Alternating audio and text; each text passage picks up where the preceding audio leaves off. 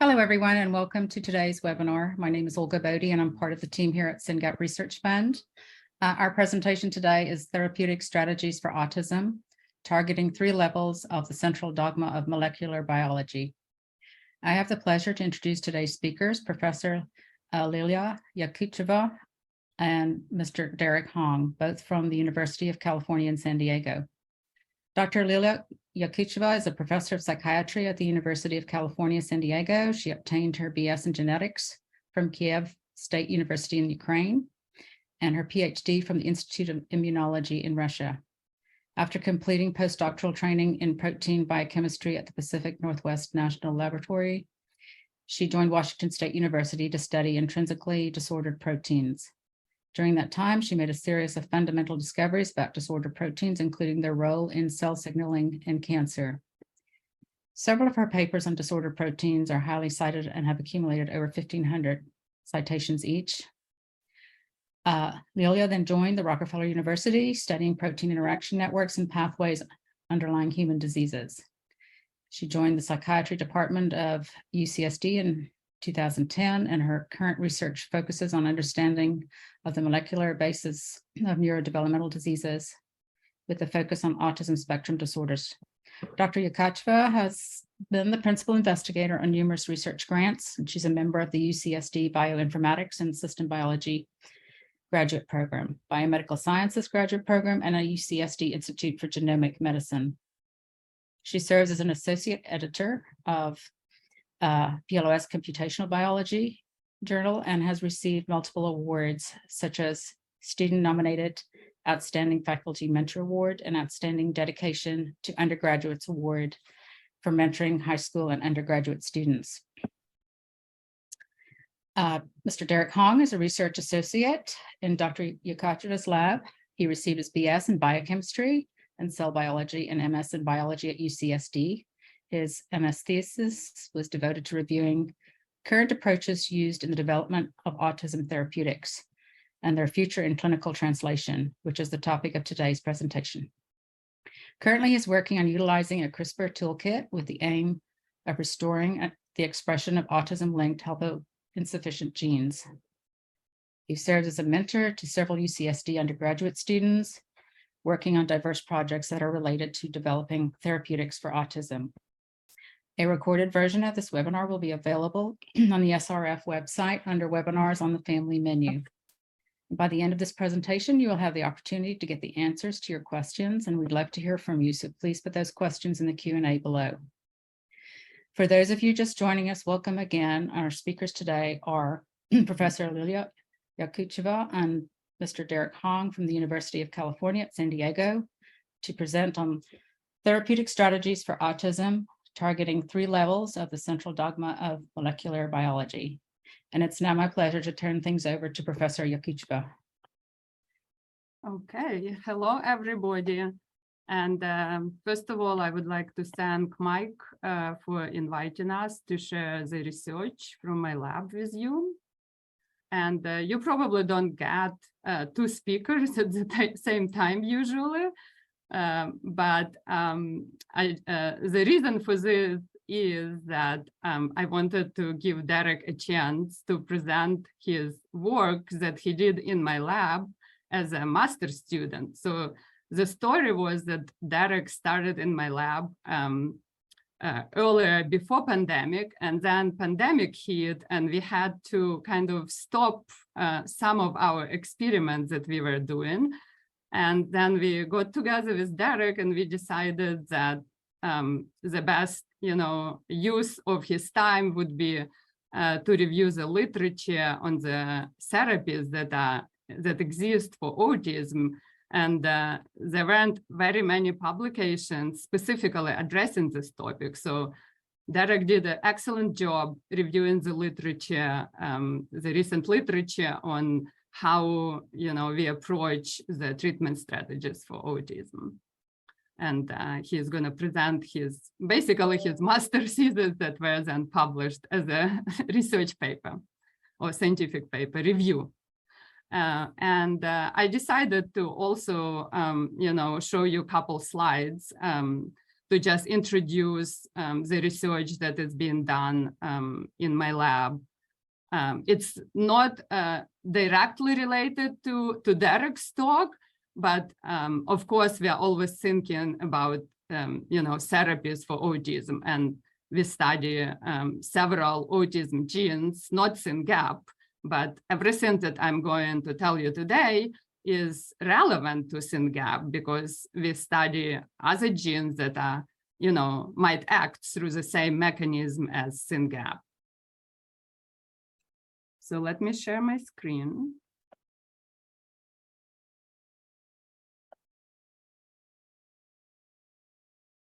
So just to begin, I wanted to introduce a little bit autism genetics to you. So autism is neurodevelopmental disease that affects about 1 in 36 people in the world, and the recent CDC report states its prevalence as 2.8%. And as many of you might know, the prevalence of autism is increasing over with each year. So autism has 4:1 boys to girls ratio. So boys are affected 4 times more often than girls, and it's typically diagnosed before age of 3. So autism is characterized by 3 core symptoms: deficits in social interaction, language deficits, and restrictive and repetitive behavior. Children with autism have other comorbidities, such as medical comorbidities, immune deficit, gastrointestinal problems, and other comorbidities, as well as cognitive deficit and anxiety and ADHD. Unfortunately, despite a hard work of scientific community, there is still no reliable diagnostic biomarkers to diagnose autism.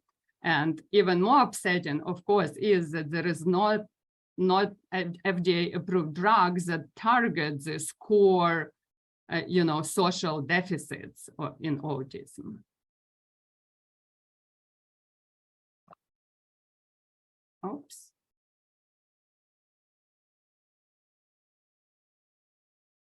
Somehow my slides are not advancing.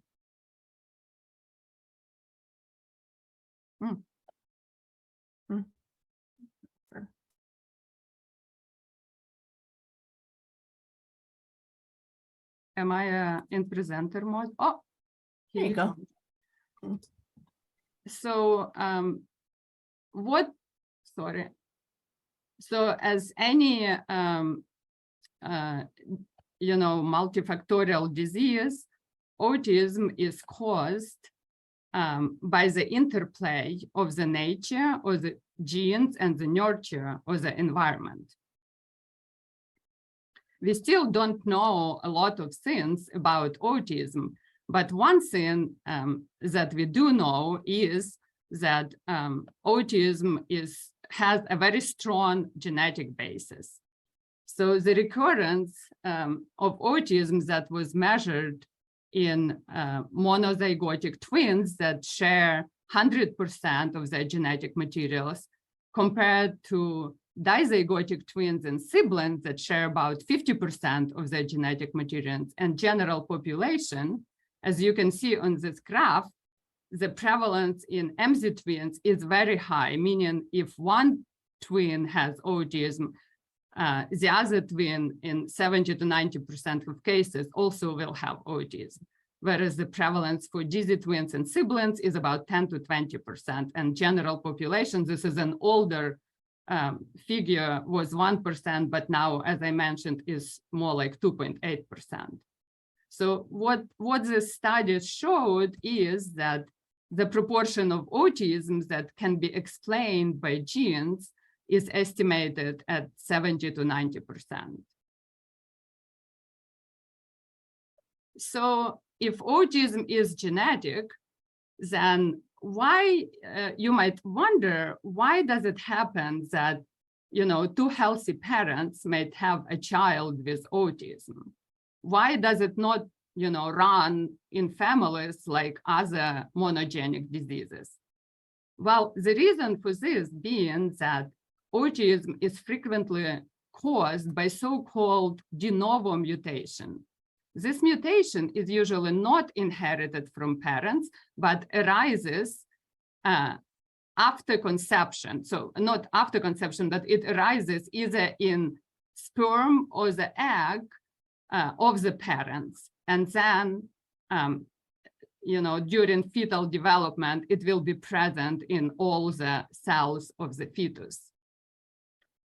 So and these de novo mutations, you can imagine them as pretty much like a dart thrown into genome. So it can hit any gene in the genome with almost equal possibility.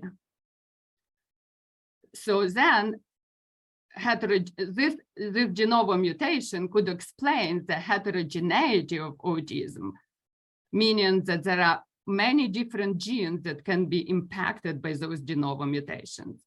In other words, to just, explain the genetics of autism, I will quote Stephen Shore, who is autism advocate and also a person with autism, who said, if you met one person with autism, you've met one person with autism. So this pretty much explains genetic of autism. So if autism is genetic, what genes are involved? So recent whole genome and whole exome sequencing studies implicated very strongly more than 100 genes with so-called rare de novo mutations in autism. And with 72 genes being very strongly implicated. So what this slide shows that, as you can see, more than 90% of these genes carry the so-called DN or de novo mutations, and there is very small proportion of inherited mutations. And as you can see by this pink color, the majority of the mutations in these genes are actually protein truncating variants. And I just wanted to point out to you, Syngap is one of the strongly implicated genes, as you can see, that carries a lot of protein truncation mutations. And these other graphs, again, just shows that the majority of the mutations in Syngap are protein truncating, although there are also some missense mutations, but they are less frequent in this gene. So then, just to recap, what other genes could be implicated in autism? As I told you, these genes that were detected by sequencing exomes of genomes of the trios, mom, dad, and the child, affected child, identified so-called genes with rare de novo mutations and implicated them strongly in autism. Another set of genes, so-called common variants, that were detected using genome-wide association studies were also implicated. And now we have about from 5 to 12 strongly implicated common variants. And those variants could be inherited from parents. There are also several syndromes, such as Fragile X or other syndromes that can be caused, or Rett syndrome, when we know which gene actually causes the autism in these children. And another class of genes, so-called copy number variants, those are large duplications or deletions of several genes, sometimes even up to 100 genes that can cause autism. And another class of genes that I'm not mentioning here, or mutations that I'm not mentioning, are actually located in the non-coding regions of the genome that could also be causing autism spectrum disorders. So now that we have all these, autism candidate genes, ultimately what we want to do to understand the disease we want to know how these genes connect to each other and what pathways could be disrupted by these genetic mutations. And another question that we want to know is that at what times of brain development these genes cause the disease. So just by looking at the pathways that these genes could affect, it's clear that there are a lot of genes that participate in the synaptic processes. And again, you can see Syngap, it's a synaptic gene or synaptic protein that could cause autism. Another set of genes are chromatin genes such as CHD8 and SETD5 and other ones that are implicated in autism. And again, yet another set of genes involved in post-transcriptional regulations, and they can act through the RNA, messenger RNA.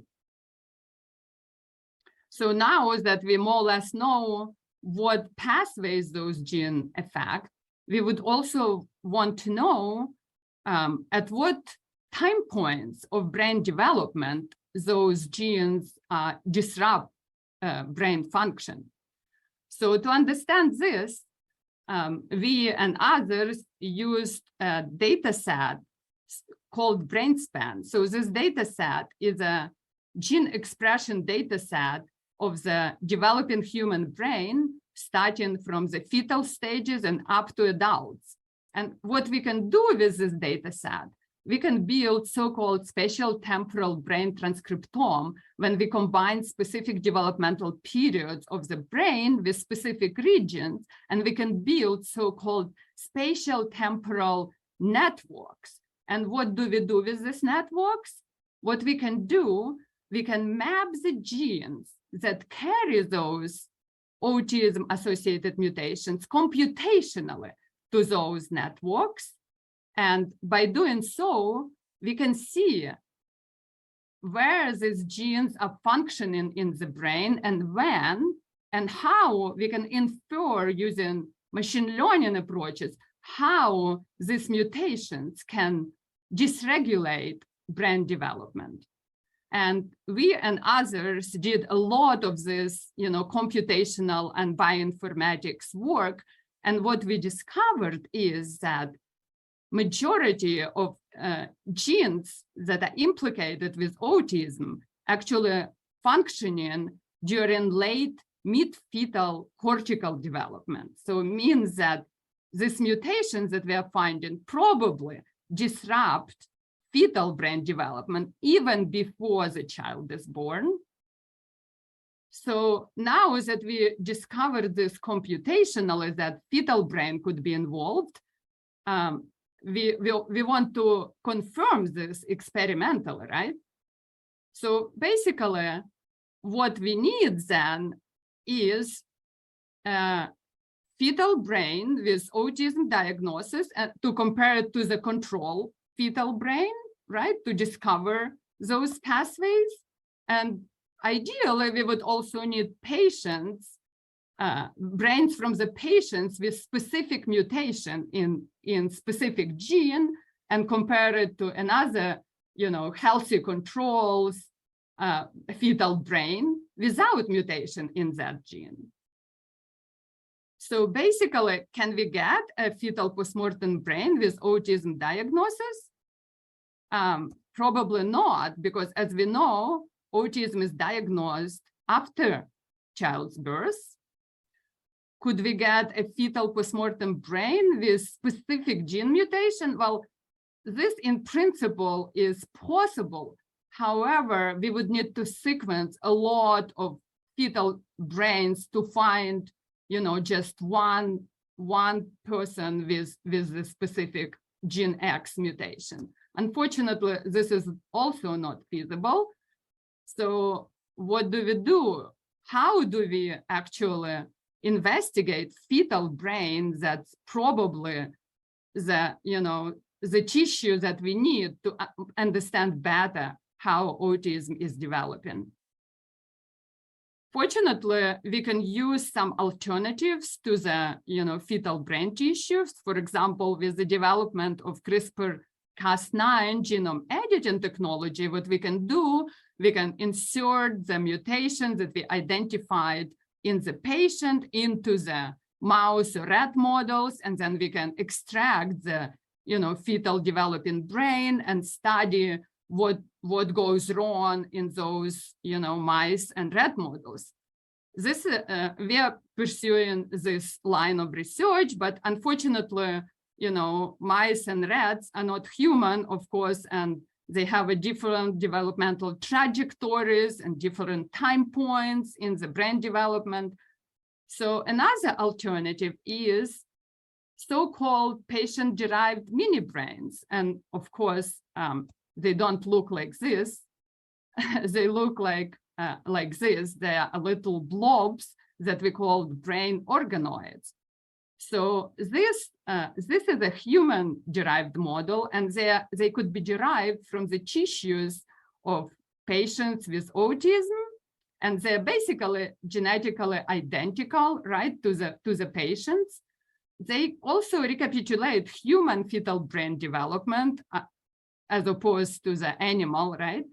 And this way, we can also stratify the patients and find several patients with the specific mutations that will give us a greater power to study these developmental processes that go wrong in the fetal brain. And my lab uses, as I mentioned, both the animal strategies and the brain organoid strategies. So how do we make those brain organoids? So brain organoids can be made from the patient's skin biopsy and also from the blood cells as well. So if we start from the patient's skin biopsy, we can culture the fibroblast from the skin and then add transcription factor and convert those fibroblasts into the induced pluripotent stem cells. Then we can differentiate those stem cells basically into any cell of the body. In our case, it will be neuronal cells, and then we can produce cortical organoids from the skin. The whole process takes about a month, and then what is really great is those organoids can be maintained for a long time, even for 9 months, up to a year, and we can grow them and study how mutations cause the disease. So you might wonder, how do we know that these organoids that we are producing can actually recapitulate what's going on in the fetal brain? Well, usually we perform the sequencing of these organoids, and then using a machine learning, again, framework, we can compare this so-called transcriptomes from the organoids that we produced from the patients with the fetal brain development or human brain development using, again, this brain span data sets. And what this figure below shows that when you see the red color, it's more similar. That means that organoids are more similar to the human brain, and the blue color means they're less similar. So you can see that when we start with these induced pluripotent stem cells, they're very similar to the embryonic and early fetal brain development. But then when we keep those organoids in culture and grow them to 1 month and then to 3 months, you can see that their maturity is shifting. And at 1 month, organoids are recapitulating the global transcriptional profiles of the early to late mid-fetal human brain. And then when we keep them even longer for 3 months, it's even moving into late fetal brain and neonatal or early infancy. This will tell us that we are producing, these cells or brain organoids that are similar to the developing or human fetal brain. We also look at the specific cells from these organoids, and we see that there are a whole diversity of cells from this organoids that also could be found in the fetal brain, such as progenitors, all different types of neurons. So this gives, again, a higher confidence to us that organoids recapitulate human fetal brain. And even more fascinating, this picture is from the paper by our collaborator, Alison Mortree from UCSD. But the fascinating thing about organoids is that you can also record electrical activity from this organoid. So they have synapses, they have all the things that they're active. And if we record those electrical activity from organoids from different time points, you can certainly appreciate that while organoids mature and this electrical activity becomes more and more complex, those spikes that organoids produce. But what even more fascinating that Alison showed, that when they compared this electrical activity of organoids at the later time points of development to the premature baby EEGs, it's actually pretty similar, have some similarities with the preterm baby's EEG. So that means that these organoids serve as a really good model to study autism spectrum disorders. So, and I'm almost done. Lastly, we, in collaboration with Alison Mortree, we performed one study on a different, genetic mutation in autism called 16p11.2 copy number variants, where we used cortical organoids. So what we did, we collected iPSCs from these patients with this copy number variant, and we produced cortical organoids from these patients. We performed a lot of different, molecular studies, a lot of sequencing, proteins, a lot of cellular studies to identify specific pathway that's implicated in this disease. And we did identify one of the pathways that can cause, these phenotypes present in the patients. But even more interesting, we also were able to rescue some of these phenotypes using a small molecule inhibitor that corrects some of the defects of those organoids. So just to summarize, I hope I convinced you that organoids are a really good model and they can recapitulate the development of human fetal brain, and we can identify potential mechanisms that can be dysregulated by those mutations in autism. We were able to even identify the candidate drugs that we are currently testing in mouse models and again in organoids. But most importantly, organoids can definitely be used to search for this convergence of different genes and with autism mutation potentially on the same pathway. And they can also be used for the drug screening more easily and faster, I should say, than animal models. Yeah, I hope you guys have some questions for me, but I'm just gonna stop sharing my screen, and Derek is gonna share his screen. But if anybody wants to ask questions meanwhile, go ahead, and if not, we can just take questions at the end. Thank you for your attention. Yeah, I don't see any questions yet, but I'll let you know for sure. That was good. Yeah. Okay, so I'd like to thank Lilia for providing an introduction with the genetic basis of autism. And I want to reiterate once again that the past 2 decades have been incredibly successful in identifying these ASD risk genes. And a lot of the current progress in therapeutic development has also been successful in animal models, as well as in vitro or within cell and organoid models, like Lilia mentioned. And in order to really understand the core mechanism behind how the therapeutics work, we really do need to understand how these ASD genes are interrupted or lose their function. And so this is the idea of haploinsufficiency. And haploinsufficiency is when there is a loss of function mutation in one allele. And when this happens and the remaining functional allele is not able to produce enough product to compensate, this could ultimately lead to the loss of normal physiological function. And this is important because many ASD mutations cause haploinsufficiency, so they'll be very promising targets for the therapeutics that we'll be discussing today.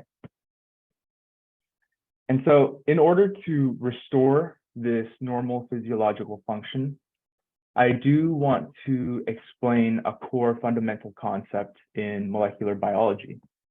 And this is something called the central dogma. And the central dogma is the process in which all of the information that's coded in our DNA ultimately ends up as a protein. And so to begin, the genetic information is coded in our DNA in the form of a double-stranded DNA. And so this information is copied over to a single-stranded RNA in a process known as transcription. And the RNA kind of functions as a messenger or an intermediary. And once the RNA comes into contact with a molecular machine known as the ribosome will read the code on the RNA and assemble amino acids as per the instructions of the RNA. And so once these amino acids are assembled, we have our protein. And the protein is basically the workhorse of our bodies and provides structure as well as all the necessary functions for our cells. And so as a presentation overview, I want to begin by discussing therapeutics at the DNA level, such as the CRISPR-mediated modifications. Second, I will be delving into transgene delivery as a therapeutic. And as we move on to the RNA level, I'll be discussing antisense oligonucleotides, also known as ASOs. And finally, the therapeutics will be at the protein level, and this will include small molecule drugs. And in order to wrap everything up, I'll have a brief discussion about the delivery of these therapeutics. And to begin with CRISPR, I want to explain that CRISPR is the system that consists of the Cas9 enzyme, as well as a guide RNA that will be complementary to a DNA target. And so once this guide RNA travels to the DNA target, it'll guide the Cas9 enzyme over, and Cas9 will function as this giant pair of biological scissors, and it'll cut or induce a double-stranded break at the location indicated by the guide RNA.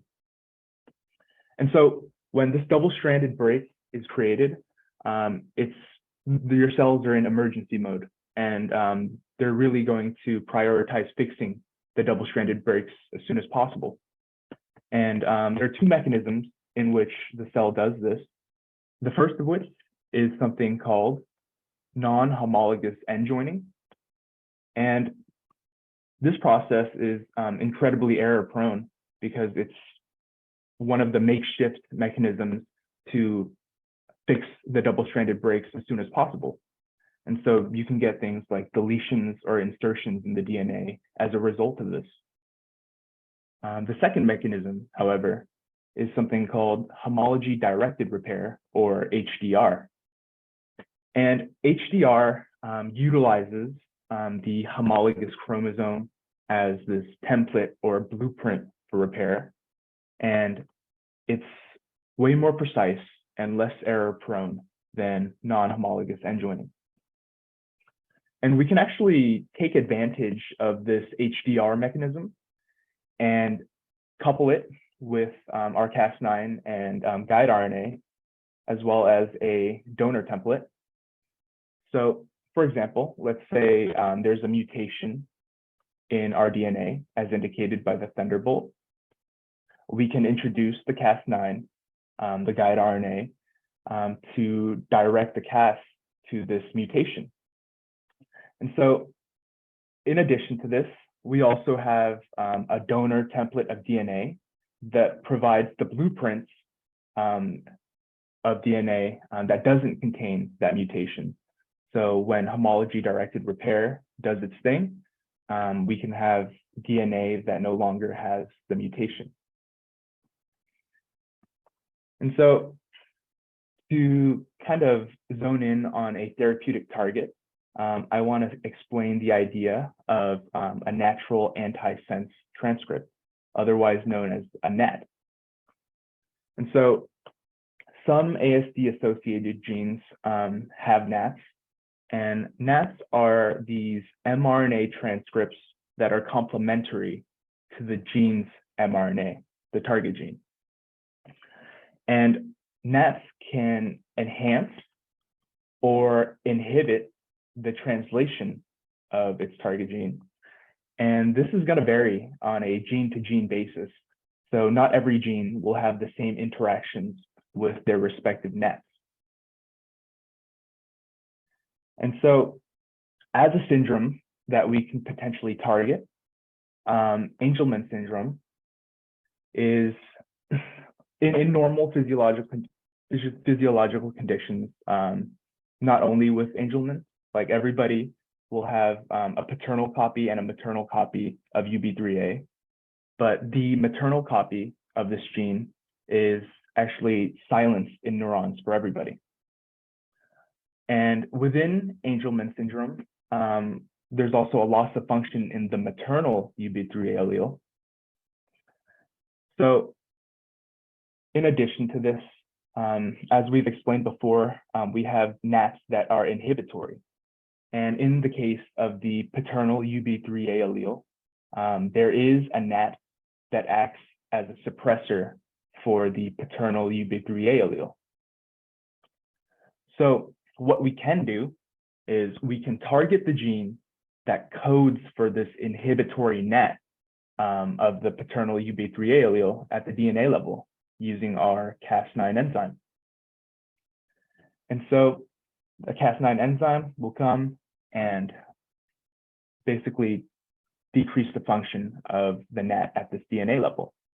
And this is exactly what needs to be done in order to partially restore UB3A expression through this paternal copy. And one study actually found that using this exact mechanism within Angelman syndrome model of mice, that they were able to partially rescue the protein expression of UB3A, as well as partially rescue motor coordination in these mice. And so this is in animal models, but there is an example of using CRISPR in clinic. And this CRISPR-Cas9 was used for a congenital blindness. And it's in a drug called Edit 101. And with Edit 101, they delivered a CRISPR-Cas9 construct into the retina. And it's a good example, or it is the example of the first use of a genome editor within the central nervous system.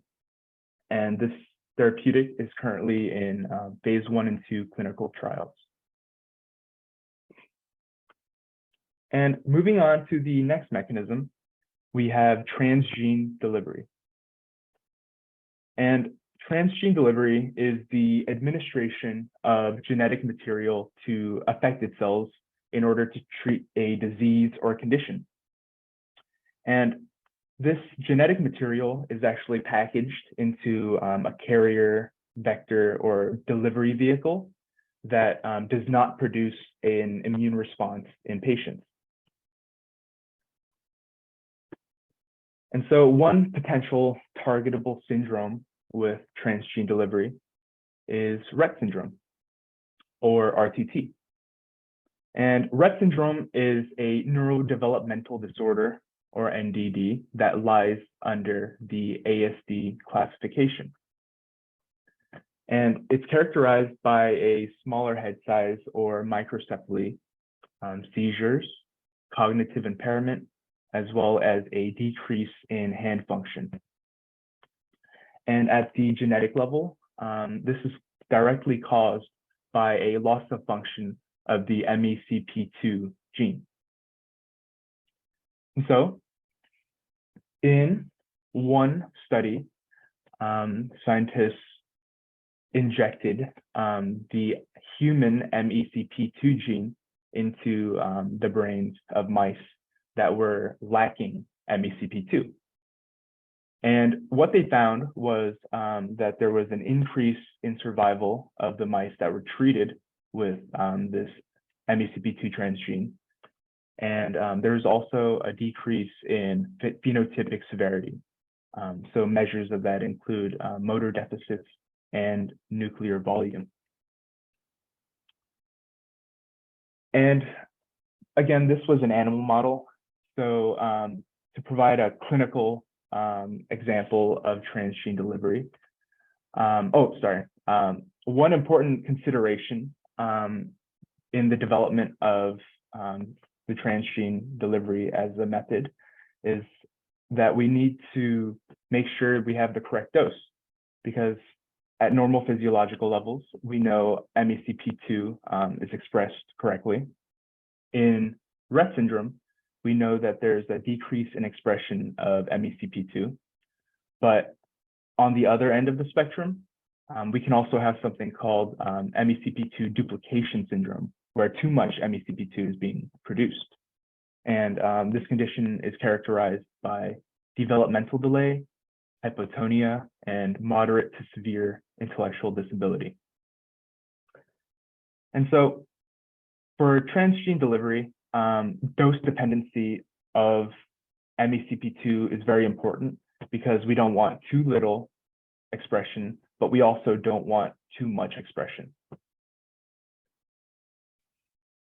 And recently, there was also an FDA-approved drug named Luxturna. That's an example of transgene delivery. And it was used to treat a rare inherited retinal disease that resulted in vision impairment as well as blindness.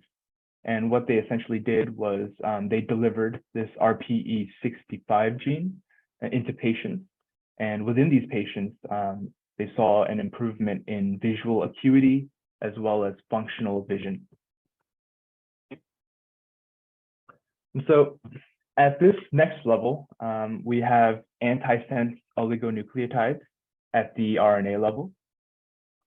And basically, antisense oligonucleotides are these synthetic single-stranded DNA sequences that are designed to target mRNA transcripts. So we're basically regulating the expression of genes at this mRNA level. And we have two main functional categories for ASOs. The first of which are ASOs that increase the gene expression through direct interactions with the target gene's mRNA transcript. For the other functional category, we have ASOs that increase the gene expression by inhibiting the natural antisense transcript of that target gene. But for the purposes of time, I'm really just going to focus on the first mechanism, or the first functional category. And that's that direct interaction between ASOs and the target gene mRNA. And one important mechanism from this functional category is alternative splicing. And we can think about alternative splicing as a way to rearrange or process how the final mRNA looks.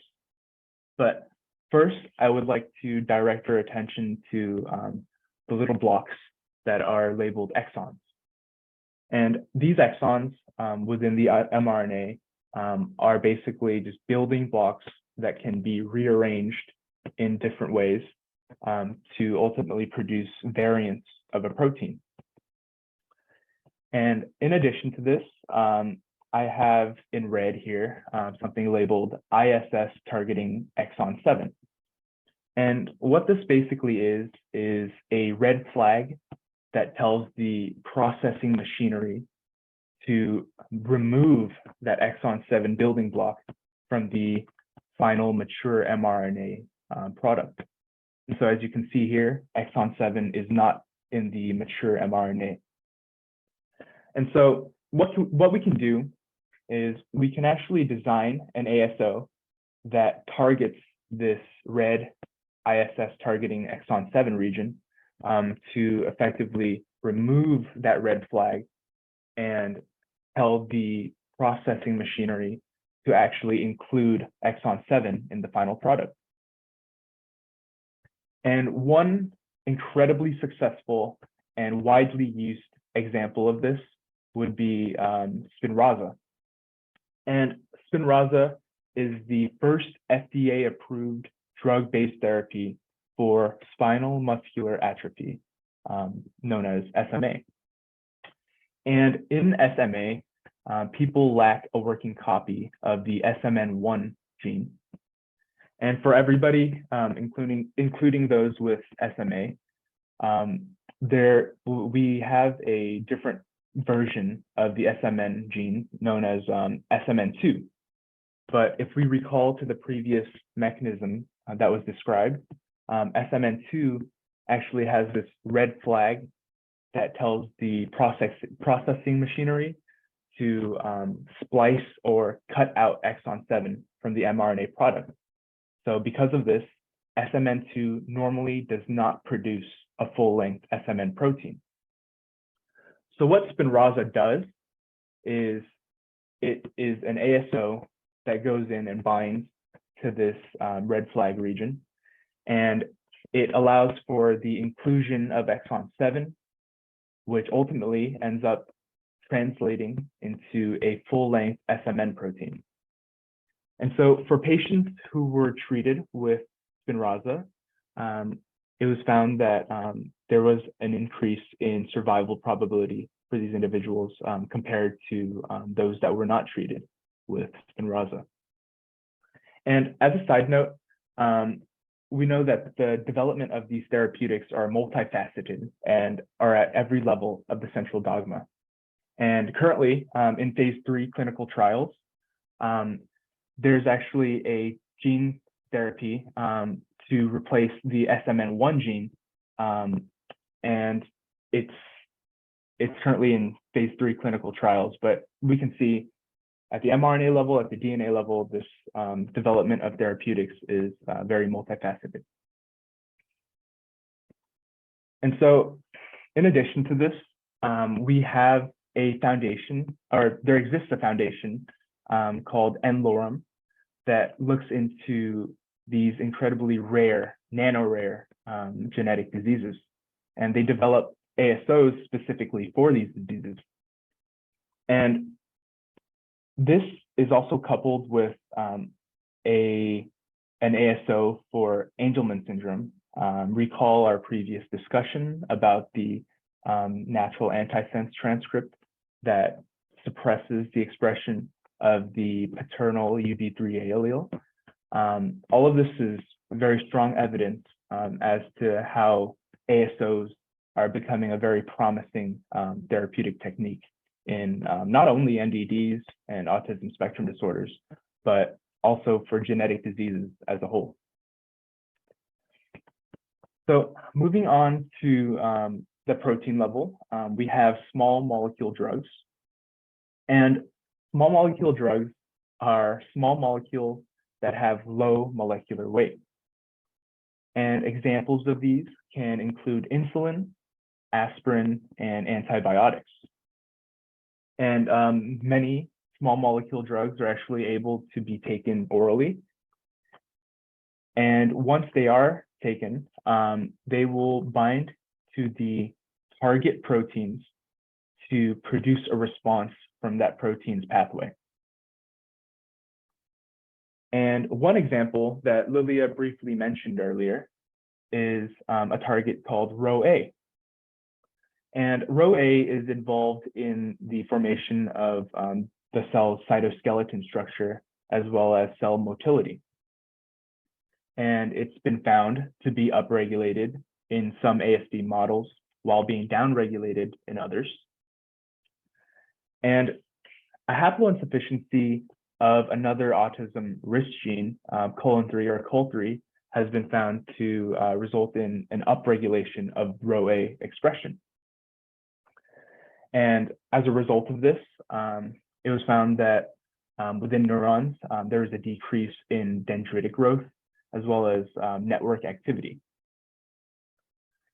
And within our own lab, what we found was treating neurons that were derived from mouse with this colon-3 haploinsufficiency with a RhoA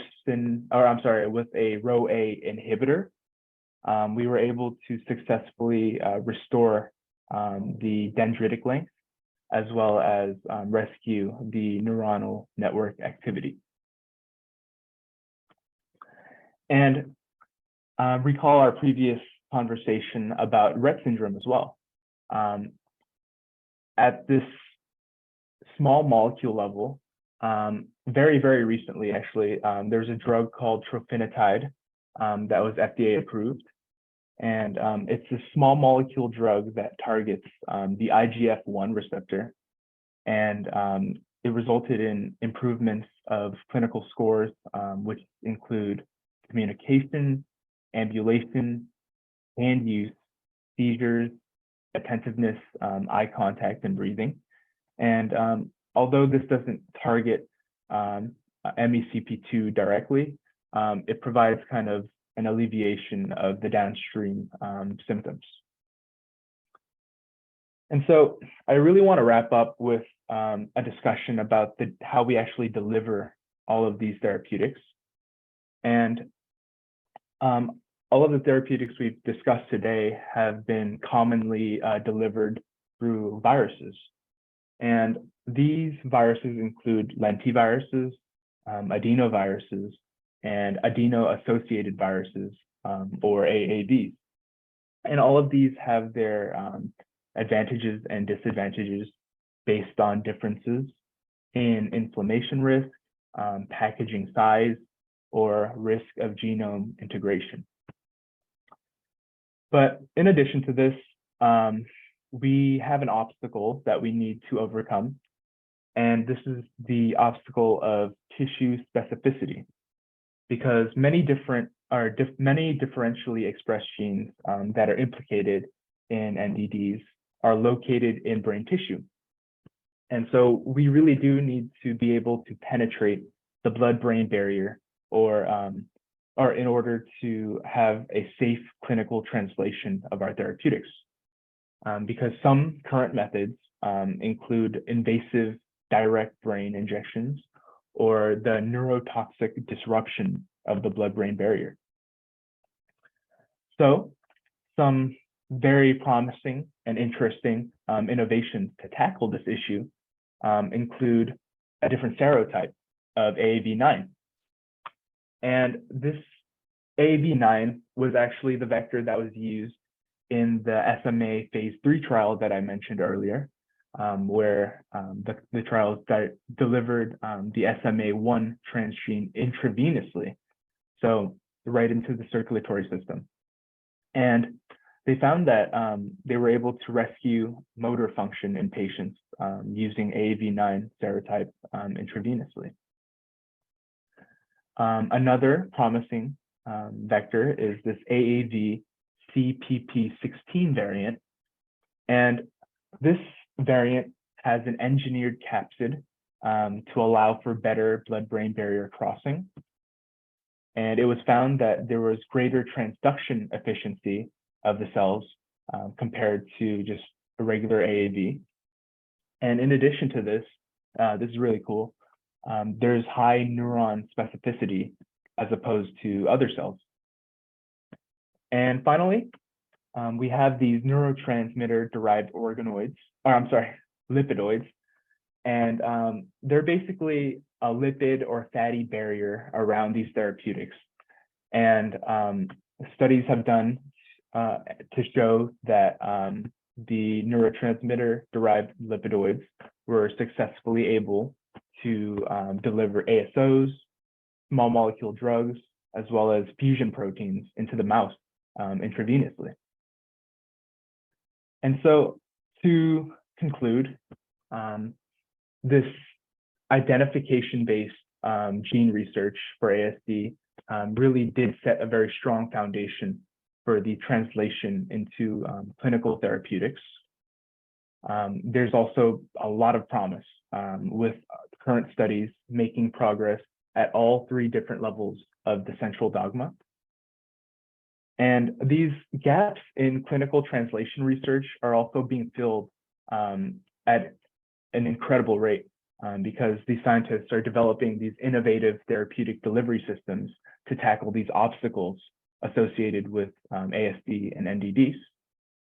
And finally, these molecular innovations aren't only beneficial to these developmental disorders as a whole, but they contribute to human disease research because we can apply them to cancers or neurodegenerative disorders. Thank you. Well, that was great. Thank you so much. Of course. Yeah. Wonder if anybody has any questions. I don't see any on Facebook, but please put them in the Q&A if anybody does. Let's see. Hans has got his hand raised. I'm going to promote him. He's one of our parents that is also a doctor. Promote, let's see. Hans, come on in. There he is. Hi, Hans. Hi, thank you. Yeah, it just rejoined as a panelist.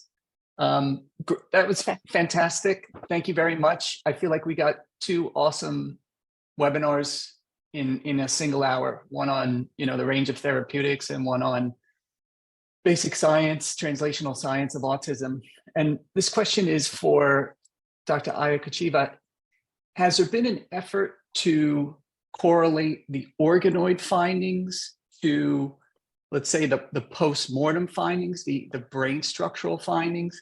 It's challenging and you have to plan, right? But we have about 10 years now since the New England Journal paper on post-mortem autism brain demonstrating disorganized cortical foci. So are you guys starting to tease out what you see in an organoid to what happens in the brain structurally down the road? Yeah, this is an excellent question. So organoids that we produce do not have actually a specific layers, that clearly defined layers that are, complementary to the layers of the human brain. However, having said that, we definitely could see, not at the structural level, but at least at the maturation level, that there are some, defects in the neurogenesis. We could see this from organoids. So, for example, we could see that in one of our studies, we saw accelerated neurogenesis, where we see that organoids with a specific mutation are producing more neurons than control organoids. And this is due to, increased proliferation or migration specifically. So we can, basically, we don't see the structural disorganization, but we see the disorganization of neuronal migration. Either more neurons are produced of certain types that are not supposed to be produced, or they migrate or not migrate. There is slowed neuronal migration. for example, in some of mutations that we see. So it's not really structural defects, but it's a defect in neurogenesis that we think, recapitulate the neurogenesis defects in the human brain. So you see different characteristics in the organoids that reflect pathology, let's say in humans. Yeah, So, absolutely. We can kind of correlate that, but not at the structural level. and that makes sense. That really does. I mean, these are primitive brains, right? They don't have the fully developed layers, as you just explained. A lot of these proteins, particularly Syngap, has multiple functions, multiple isoforms. So are you guys making sort of single changes and seeing the effect on an organoid, sort of doing, that deductive work? Because this is facing, us in trying to tease out some of the basic science of Syngap and the protein itself with multiple isoforms, a PDZ binding domain at the C terminal. So is this something you're doing in the 16.2p11 Yeah, so we are not. folks? So actually, we are not introducing those mutations artificially. Well, we do that too, but what we are doing, we are actually extracting, right, the human skin. So basically, these organoids should contain exactly the same isoforms. It's a patient-derived tissue, right? We are not artificially introducing mutations. This is exactly mutations that are in the patient. So if in your patient, there is a mutation that affects 1 out of 3 isoforms, then by producing organoids from the genetic material of the patient, we also, recapitulating that this mutation affects only 1 out of 3 isoforms.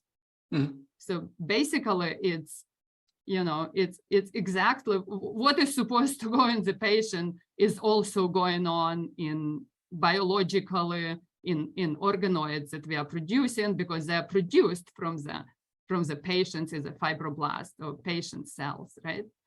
Of course, there is also a possibility to introduce the mutations or to correct the mutations even better from the patient. So if you imagine that we get a tissue from the patient and produce organoids, we can also use CRISPR to remove the mutation, right?